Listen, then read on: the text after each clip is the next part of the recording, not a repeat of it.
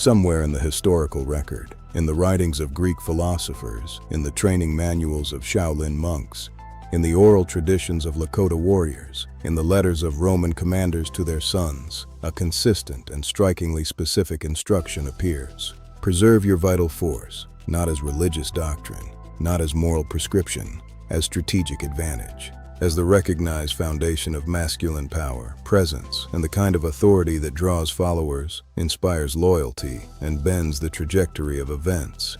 These were not soft men with spiritual concerns. These were the hardest men their civilizations produced, and they all agreed on this one thing. The ancient world did not have endocrinology.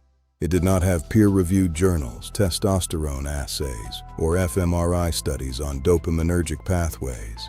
But it had 10,000 years of careful, empirical, intergenerational observation of men.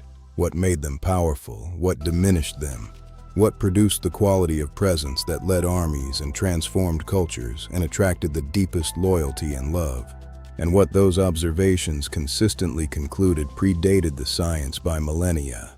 The man who commands his most basic instinct commands everything else more easily. The man who cannot command his most basic instinct commands nothing reliably. The first ancient masculine signal that sexual discipline activates is what the Greeks called thumos, a word that has no clean modern equivalent, but it is most closely translated as spiritedness or vital assertiveness. It is the quality that makes a man stand up when he could sit down, speak when he could be silent, act when he could wait. It is the biological precursor to what modern science identifies as motivated behavior, generated by optimized dopamine-testosterone interaction. The ancient observers did not have the neurochemistry, but they recognized thumos when they saw it, admired it when present, and lamented its absence in men who had squandered their vital resources. Thumos is felt before it is seen.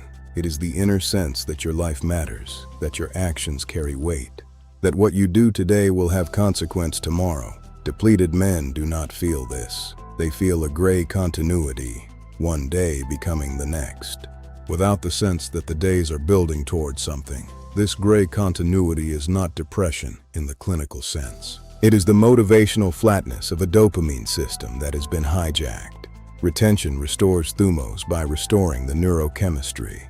The second ancient signal is what the Japanese samurai described as zanshin, a state of alert, relaxed awareness, without the tension of fear or the fog of fatigue. Zanshin is the quality of a mind that is completely present, completely settled, and completely ready, without performing readiness, without managing anxiety. It is the resting state of a nervous system operating at peak regulation, and it is unmistakable to every person in the room of a man who carries it.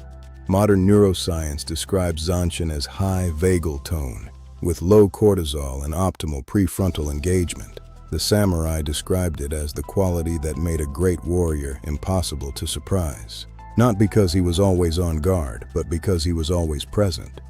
The depletion cycle destroys zanshin by maintaining stress. The retained man, as his cortisol normalizes and his vagal tone increases, begins to inhabit a state that the samurai would recognize immediately as zanshin. His eyes carry it.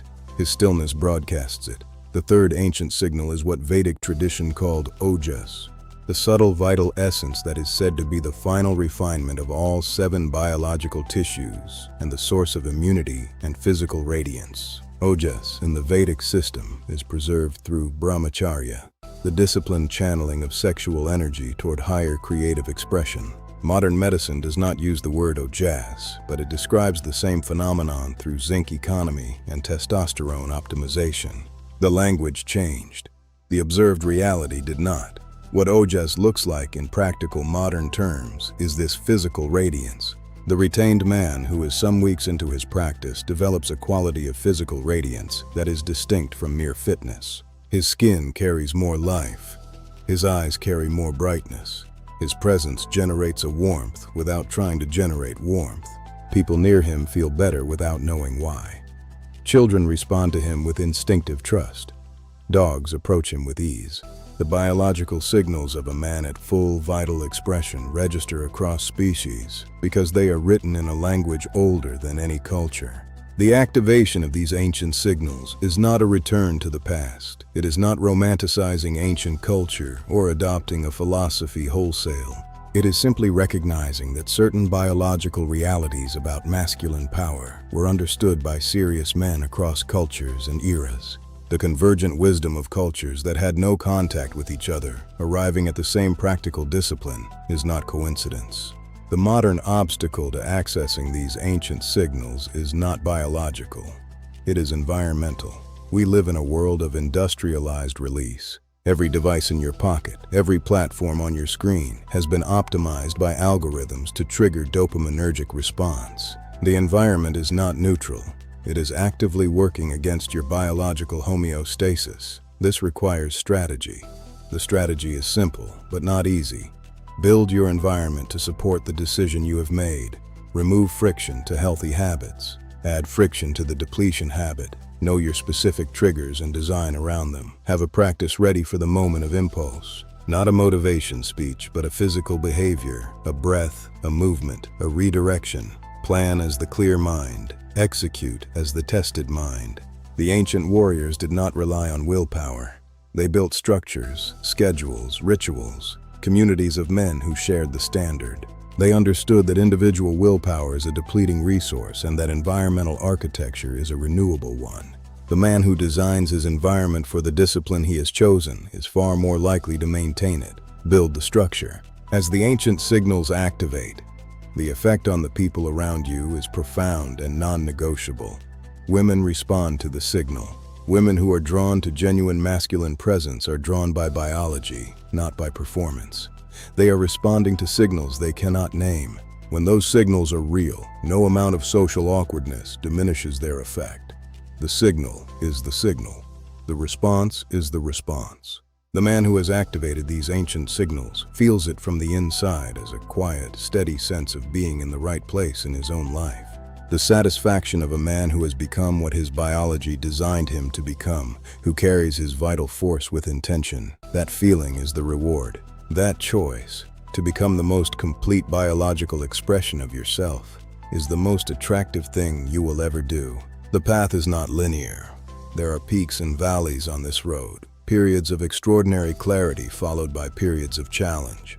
The difference between the men who arrive and the men who don't is the decision made before the difficulty arrives about which man they have chosen to be. You have been shown the map today. The biology, the tradition, the practical mechanism, all pointing in the same direction, toward the man whose presence is remembered and whose gaze communicates something ancient and powerful without a single word. There is someone in your life whose world would be better if you became this man. Your child, your partner, your younger brother. Every life you touch is changed by the quality of presence you bring to it. Become the man, and the world that needs him receives him. The ancient signals are already waking up inside you. Honor them, and become the man they have always been trying to make you. If this reached something ancient in you today, please like this video and send it to the man who is ready to begin. Subscribe for more of this work. The honest conversation about what it means to become fully yourself. And please hit the thanks button. The journey begins with a single choice. The ancient signals are calling. It is time to step into your power and become the man you are meant to be.